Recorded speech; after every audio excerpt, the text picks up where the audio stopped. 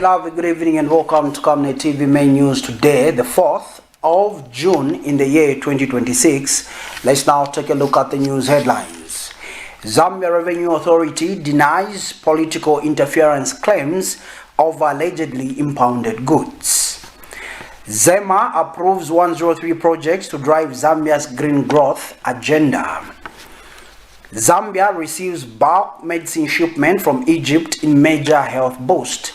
In international news, Israeli drone attacks, skepticism great ceasefire extension. In sports, FAS targets new generation of elite referees through FIFA training program.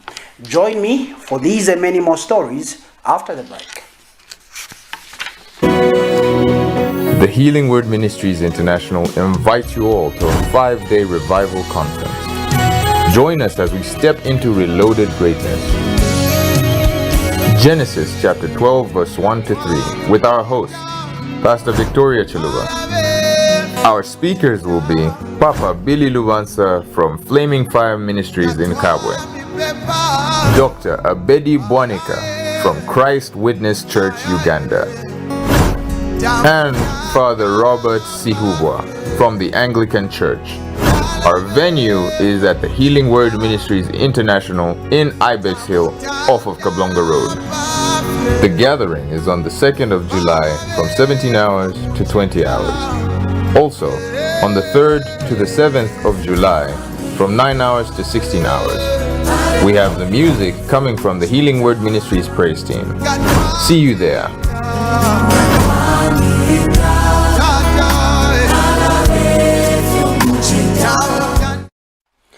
Camnet TV main news now showing on Topstar channel 103, streaming live on Facebook, YouTube, and on the Kenstream app. With the main news in detail, I'm Tapelo Joe Smarter. The Zambia Revenue Authority (ZRA) has dismissed allegations circulating on social media suggesting that it has impounded goods belonging to a political party, describing the claims as false, misleading, and damaging to the institution's integrity. In a statement issued by Corporate Communications Manager Oliver Nzala, ZRA clarified that there are no goods in its custody belonging to any political party or organization, contrary to claims that have recently gone viral online. The authority said investigations into the allegations have confirmed that the reports of trucks being impounded for political reasons are entirely unfounded. ZRA stressed that all cargo inspections, detentions, and seizures at borders and warehouses are carried out strictly under established customs procedures and are based solely on tax compliance and regulatory verification, not political considerations.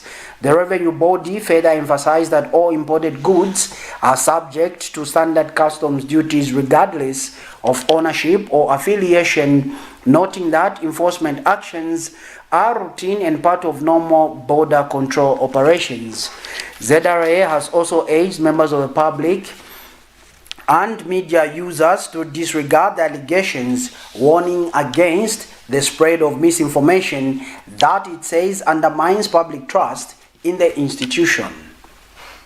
No goods whatsoever that are in the custody of the Zambia Revenue Authority, and to that effect the public is therefore urged to disregard such allegations with the utmost contempt, because the authority is a professional body established to protect the interests of all Zambians through the execution of its mandate. We also urge those that are circulating such allegations to protect the reputation and integrity of the authority by distancing, the authority from any political interference. As you might be aware, there are false allegations circulating on various digital platforms that trucks with party regalia belonging to a political grouping or organization have been impounded by the Zambia Revenue Authority and haven't been released for a couple of days. Our investigations have revealed that that is false, and one thing that must be stated clearly is that there is no rebate for any political party. All political parties, all citizens are required to abide by the laws of this country. No individual, nobody is above the law. And going by our mandate as an authority, we are mandated to ensure that revenue is collected. Those individuals or groups or any institution that purports to have their goods impounded by the Zambia Revenue Authority, they can come forward and probably even name the border in this case. So we are a very transparent institution.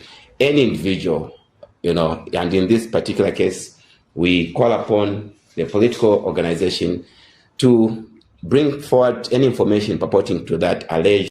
The Zambia Environmental Management Agency, ZEMA, has approved 103 development projects aimed at accelerating green growth, climate resilience, and sustainable industrialization ahead of World Environment Day commemorations on June 5. According to a press release issued in Lusaka, the approvals were granted during the May 2026 sitting of the Environmental Assessments Committee of the 6th ZEMA Board, with 103 out of 106 projects receiving green light. Among the major projects approved are 300 megawatts of solar energy initiatives, a plastic manufacturing and recycling plant in Lusaka, a towel adhesive manufacturing plant supporting sustainable construction practices, and a used ore and end-of-life tires recycling plant in Kalumbila district of Northwestern Province. ZEMA said the recycling facility in Kalumbila is expected to convert hazardous waste into refined industrial fuel for heavy equipment, contributing to cleaner energy production and improved waste management. The agency further approved the rehabilitation and upgrading to bituminous standard of 65 kilometers of the Chipata-Chadiza Road, including township roads in Chipata and Chadiza district of Eastern Province. According to ZEMA, the road project is expected to enhance climate resilience while reducing emissions caused by vehicle delays and road wear. The agency stated that the approvals align with this year's World Environment Day theme, accelerating Zambia's climate action for green growth and sustainability. ZEMA noted that all approved projects underwent rigorous environmental assessments to ensure compliance with environmental safeguards, climate resilience standards, and sustainable resource use. Sector-wise, the committee approved 64 projects in mining and mineral processing, 20 in manufacturing and processing, 21 in energy, 10 in infrastructure development, 5 in agriculture and forestry, and 1 in tourism, while 3 projects were deferred. The statement was issued by ZEMA Corporate Affairs Unit Manager Ruth Kanyanga Kamwi. Moving on in the news, the government of Zambia has received a large consignment of essential medicines and medical supplies procured from the Arab Republic of Egypt through the Zambia Medicines and Medical Supply Agency, ZAMSA, in a move aimed at strengthening the country's health supply chain. The shipment forms part of an ongoing government-to-government procurement arrangement designed to improve the availability of essential drugs across public health facilities nationwide. According to health authorities, the consignment includes a wide range of essential medicines and medical supplies that will be distributed to hospitals and clinics across all 10 provinces, with priority given to facilities facing critical shortages. The Ministry of Health says the arrival of the medicines is a key milestone in government efforts to ensure consistent availability of life-saving drugs, particularly in rural and hard-to-reach areas where supply gaps are often more severe. Ministry officials have emphasized that ZAMSA has been instructed to ensure the rapid, transparent, and equitable distribution of the commodities through its national logistics system, which includes regional hubs supporting last-mile delivery. Health sector stakeholders say the development is part of a broader efforts to strengthen Zambia's progress toward universal health coverage by reducing stockouts and improving access to essential treatment.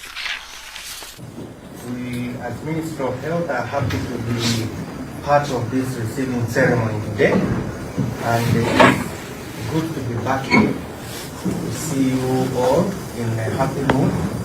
And today we are witnessing the arrival of a bulk shipment of assorted medicines and medical supplies procured by ZAMSA through the Unified Procurement Authority, UPA, from the Arab Republic of Egypt. Today is the 4th of June 2026. By sharing these medicines with Zambia, we are putting into practice the principle that no African nation should face a medical supply crisis alone. This patch is designed in accordance to ZAMBIA'S mission to ensure a reliable last-mile delivery of essential drugs to every clinic and hospital across the 10 provinces of Zambia. Second, a bridge of pharmaceutical excellence. Egypt is today a regional hub for pharmaceutical manufacturing, with facilities meeting the international standards, including the WHO GMP certification. Through this partnership with ZAMSA, we are not just suppliers, we are partners. We envision this as a foundation for deeper technical cooperation. We now go to Central Province, where Senior Chief Mboroma of Luano District has appealed to government to increase the number of beneficiary parks under the Farmer Input Support Program, FISIP, to match the growing number of farmers and cooperatives in the area. Freelance journalist Winter Mwanga reports that the traditional leader said the current allocation of FISIP parks is no longer adequate as more people in Luano District continue venturing into farming activities. Senior Chief Mboroma explained that expanding the program would enable more farmers to access farming inputs, thereby contributing to increased agricultural production and food security. He said the district has witnessed significant growth in the number of cooperatives over the years, making it necessary for government to consider increasing support to farmers. The traditional leader made the appeal during the Luano District Agriculture and Commercial Show held at Twikatane Primary School under the theme Fostering Trade and Investment. He further encouraged farmers to remain committed to productive agriculture and take advantage of government programs aimed at improving livelihoods in rural communities. Meanwhile, stakeholders at the show emphasized the importance of strengthening investment in agriculture to enhance economic growth and create employment opportunities in the district. Citizens First CF Kundalila aspiring parliamentary candidate Bangwe Navile Chisenga has commended State House for swiftly responding to concerns over the shortage of desks at Kalunga School in Serenje District of Central Province. Mr. Chisenga said the intervention came barely 2 days after he raised the matter through State House Chief Communications Officer Clayson Hamasaka, whom he described as his former lecturer. According to Mr.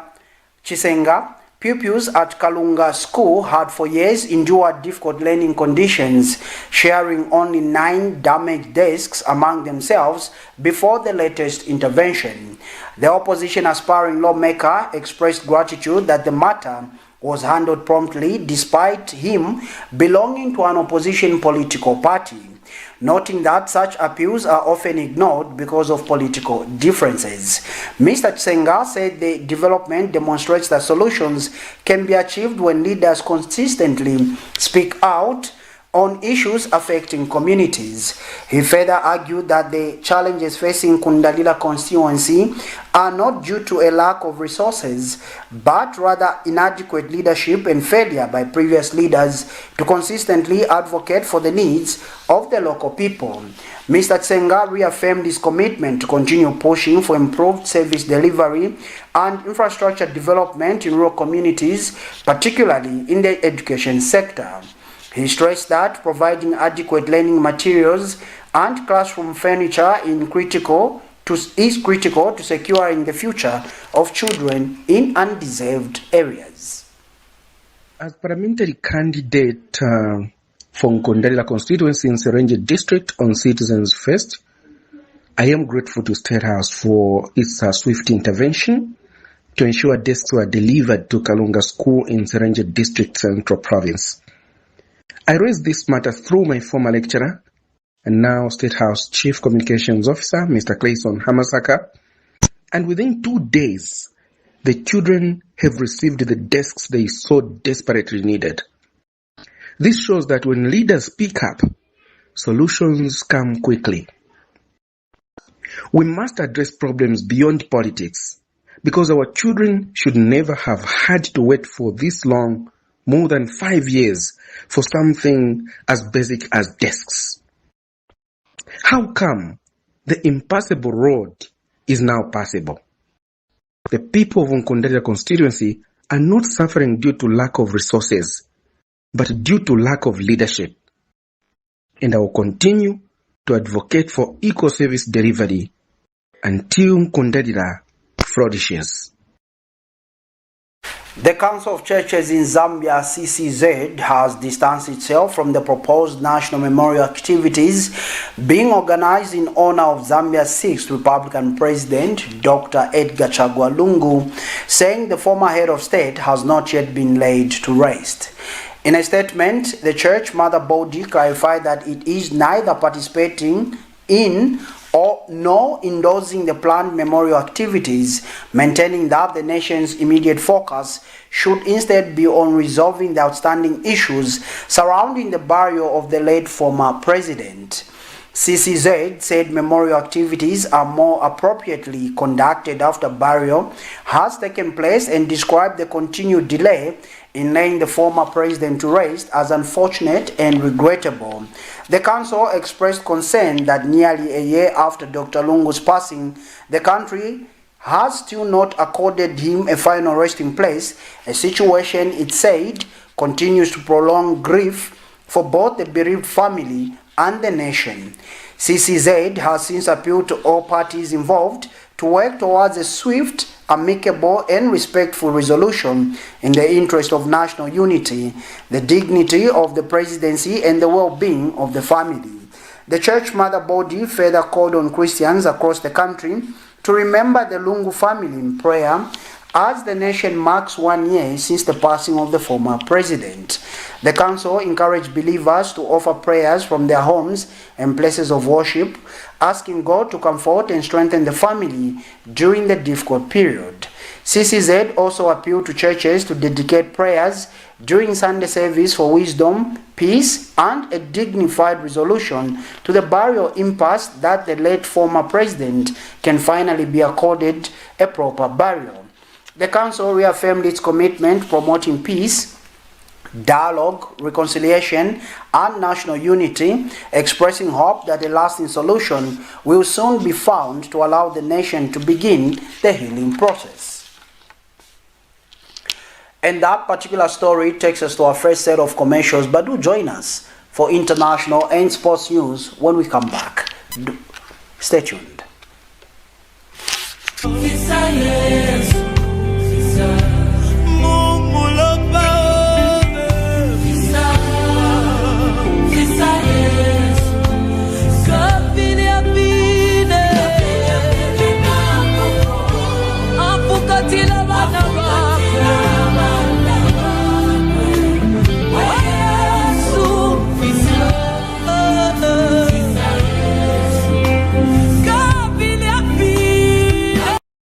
Are you you looking for a reliable and efficient courier company with international standards? Then let UBZ Courier, your trusted partner in swift and secure deliveries, be your ultimate choice. Whether it's a small package or a hefty consignment, UBZ Courier handles it all, locally and internationally. Our modern call center ensures personalized attention for every client. For seamless deliveries within Zambia and beyond, trust UBZ Courier. Call us now on +260 763 062 680 or visit us at plot number 15 Mwapona Road, Woodlands, Lusaka, Zambia. UBZ Courier, a world-class brand that can be trusted. Water is life. Each drop counts and each must be cherished. Our tried and tested product meets all international standards. With our smart drip technology, we aim to deliver precision irrigation designed to reduce blockage and wastage, ensuring a high yield. Renglow, your smart irrigation partner. From time immemorial, we have had different types of lighting options, from those that can burn down our investments in minutes to those that dig holes in our pockets due to constant replacement and huge consumption of our ZESCO units. Savenda Electric introduces the new and advanced electric bulb with cutting-edge technology of LED that has low power consumption, gives out bright white light, and lasts up to 25,000 hours. Savenda Electric manufactures all types of LED light, like plastic LED fluorescent tubes, down lights, ceiling lights, outdoor fittings, and solar street lights made to customer specifications. Let's live on the bright side of life by choosing the wide range of Savenda electric lighting solutions that are available in all leading stores and supermarkets countrywide. For orders, call 0962 642 490 or email jnbunda@savenda.com or pchabula@savenda.com. Enjoy the benefits of an instant loan with us ranging from 1,000 kwacha to 750,000 kwacha paid express once collateral is viewed, valued and verified. Call us on 0763 595 359 or 0779 432 993. Classified Financial Express, here as your financial friend.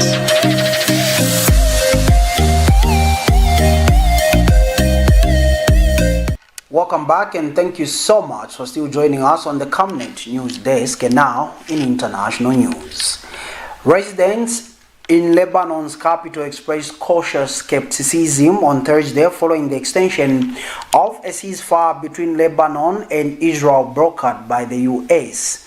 Israel and Lebanon had agreed Wednesday to renew their fragile ceasefire and create a number of pilot security zones inside Lebanon from which Hezbollah militants would be banned. Many residents voiced concerns about what the ceasefire means in practice and whether it will address long-standing issues related to Israeli military presence and activity. Beirut resident Khalid said Israel should guarantee that it has no ambitions to occupy Lebanon once Hezbollah is no longer a factor. However, Hassan from Tyre said, based on the past actions of Israel, once it occupies something, it does not withdraw from it. Hezbollah is not part of the Israel-Lebanon talks, which have been held at the ambassadorial level in Washington since the beginning of last month. Here's a roundup of international stories, courtesy of Africa News. The extension of a truce between Israel and Lebanon was greeted with skepticism in the Lebanese capital Thursday. Many residents voiced concerns about what the ceasefire means in practice and whether it addresses long-standing issues related to Israeli occupation of parts of the south and military activity. According to the terms of the ceasefire, it should not favor some people over others. It depends on whether it includes a withdrawal from the occupied territories, and does not give Israel freedom of movement based on what it considers a threat and what it doesn't, thereby providing justifications for its actions.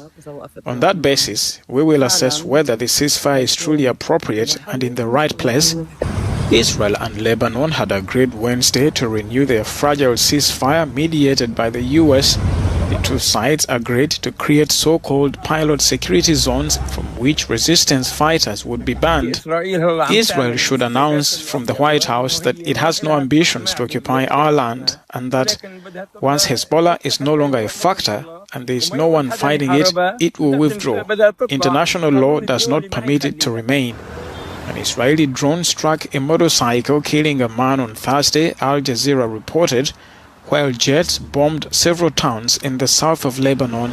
Previous truces have not been able to stop hostilities. Based on past experience with Israel, once it occupies something, it does not withdraw from it. Hezbollah is not part of the Israel-Lebanon talks which have been held at the embassy. Tensions are rising in Ivory Coast as authorities begin demolishing homes in Abidjan's Veridi 3 neighborhood near the port of Abidjan. Officials say the operation is aimed at removing unsafe structures and reorganizing urban space. The residents accuse the government of carrying out evictions with little notice and no clear rehousing plan. They say it's for development. We can't say no. We're exhausted and we're suffering. Authorities have said the move will restore urban order, but residents condemn the evictions as heavy-handed, warning many cannot afford new homes and have nowhere else to go. Today our homes were demolished, but we can't afford new housing. They're telling us it will cost 250,000 CFA francs, 150,000 CFA francs. Finding work is already difficult and many families have lost everything. We're asking authorities to rethink these demolitions before frustration among residents boils over. Ivorian authorities are defending the new demolitions near the port of Abidjan, saying affected residents were notified months in advance. With Abidjan's population now estimated at up to 7 million, authorities say clearing homes from flood-prone areas is essential. It's a far cry from the Rainbow Nation, South Africa's whites-only Afrikaner enclave Orania. This year celebrates its 35th anniversary. Founded in the Northern Cape province, it now counts just over 3,000 residents, a tiny percentage of the country's 2.6 million Afrikaner population. Practically, it's got very little influence on the rest of the country's politics. We're a few people that want to build a future for ourselves, far away from everything. Anyone wanting to move to Orania needs to apply. Only Afrikaners with a clean criminal record and fluent Afrikaans are accepted. I've seen a big change coming from where you mingle with a lot of people, where there's more English people than Afrikaans and stuff. So yeah, it's been nice being around my people, the Afrikaners. More young people are reportedly moving to the small town. Some are drawn by a new technical college, others by a sense of home. In Orania you can just be yourself, preserve your culture, talk your language. In other places you should see what language can this person speak, why do you talk? Oh, English, okay, I'll talk English to you. It's not that comfortable for me, but I can talk English. That person is actually a Zulu. He would prefer to speak his language. Orania's focus on identity appeals to some young Afrikaners in much the same way as MAGA conservatives in the United States and far-right parties in Europe.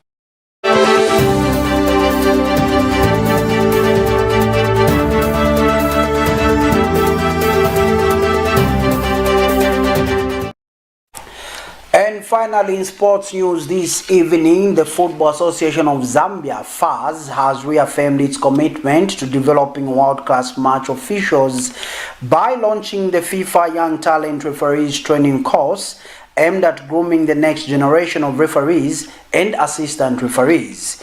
Speaking during the official opening of the program, FAZ president said the initiative reflects a deliberate effort to strengthen officiating standards and safeguard the integrity of football in Zambia.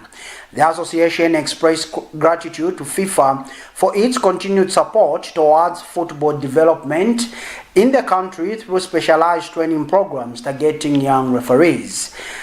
The president noted that the course provides a vital platform to identify, nurture, and prepare future match officials who will serve the game with professionalism, discipline, and excellence at both local and international level.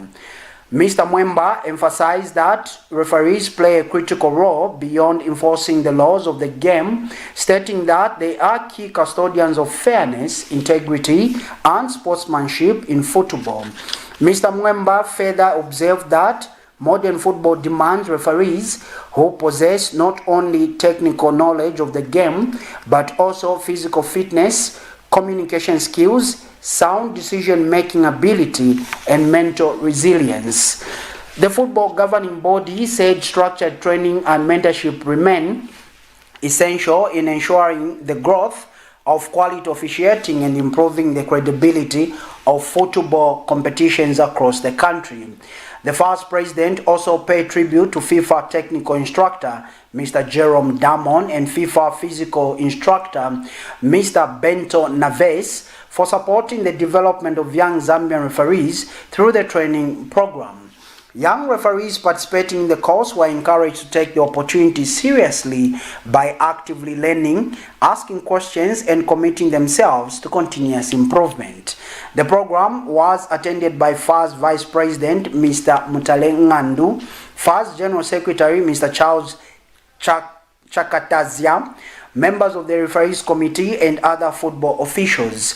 FAS officially declared the young talent referees training course open and reiterated that the future of Zambian football depends not only on talented players and coaches, but also on a strong pipeline of well-trained referees. Right in front of us here, who will serve our game with professionalism, integrity, and excellence.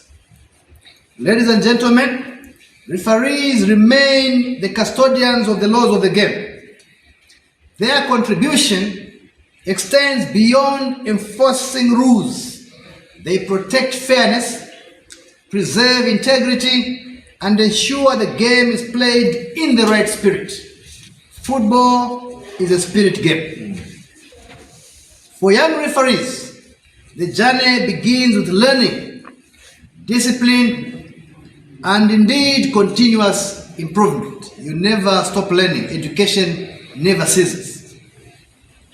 Every great referee started somewhere, and programs such as this provide the foundation upon which the future national, regional, and indeed international referees are built. Education never ceases. It forms the backbone of a nation, if I am to paraphrase from the words of the great statesman Nelson Madiba Mandela. As football continues to evolve, the expectations placed upon referees continue to rise. And for us to achieve that, it's only discipline and humility, professionalism, and upholding the ethics. That's what's very important. So I think football development is without the backbone, who are the referees. Without you guys, we cannot achieve that. So we'll be looking upon you to ensure that football is developed in Zambia, football is enjoyed, because it's you that makes football get exciting. Fans pay to watch the game, and it's on you that to protect the fans. You know, when there's bad officiating, the fans become unruly and they won't enjoy the game. We need to enjoy being at the stadium, and the environment should be enjoyable so that we all go to the stadium in good numbers. I have been taught to work on it and become a better referee. It's possible. Madam Diana there is a FIFA referee. She goes in those top-notch tournaments. It's also possible to get another Diana Chikotesha from here, to get another Jan Skazwe from here, to get another, even Hachua was the referee. Yeah, and then we have the other team that side. So you emulate what they did. And that sporting item brings us to the end of this edition of Main News on Camnet TV. But before we go, we take a quick recap of stories that made headlines. ZRA denies political interference claims over allegedly impounded goods. ZEMA approves 103 projects to drive Zambia's green growth agenda. Zambia receives bulk medicine shipment from Egypt in major health boosts. Our international headline this evening was Israeli drone attacks, skepticism greets ceasefire extension. And our sports headline, FAS targets new generation of elite referees through FIFA training program. We now look at the Camnet verse for the day coming from the book of Ecclesiastes chapter 3 verse 11. It reads, He hath made everything beautiful in his time. Also he hath set the world in their heart, so that no man can find out the work that God maketh from the beginning to the end. That ends the Bible reading, and that concludes this edition of Main News on Camnet TV. But dear viewer, like always, do remember that Camnet TV is not just another channel. Now showing on Topstar channel 106, streaming live on Facebook, YouTube, and on the Kenstream app. On behalf of the entire production team, I'm Tapelo Joe Smarter. Good evening and God bless.